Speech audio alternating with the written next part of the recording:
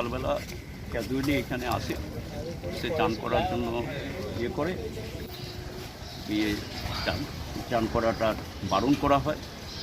তাও ও তাকে জোর করে চান করে, 40 বছর বয়স, রেলে কাজ করছে।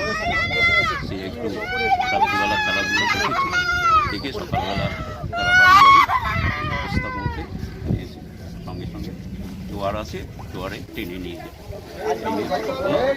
এই ঘটনা তো আমাদের গঙ্গার যে সমস্ত পিছল হয়ে রয়েছে এই জায়গায়, তবু এই ঘাটটি সেইভাবে মেনটেন হওয়ার করছে।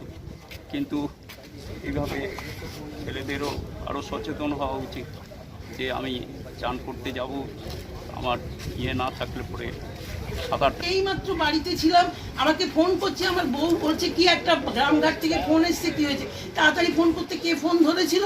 ফোন ধরার পরে আমি বললাম, আমি শুনে আমি মানে অবাক হয়ে গেছি। আমি এরকম ঘটনা ঘটতে পারে আমার ধারণা নেই।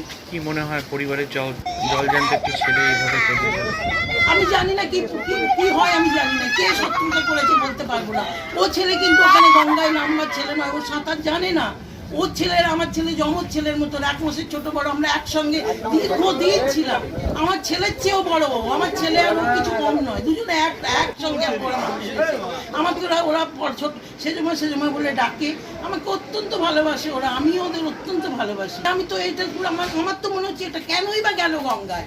ও একটা রেলে কাজ করে, ভালো চাকরি করে, সব দিক দিয়ে ওর ভালো, ওর বাবা মা নেই, ওরা ভাই বোন দুজনে থাকে, ওরা নিজেদের মতন থাকে, ওদের এটা কেন হবে?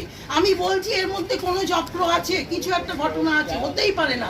আমাদের ছেলে এরকম নয়, আমাদের ছেলে কখনো এরকম যেতে পারে না।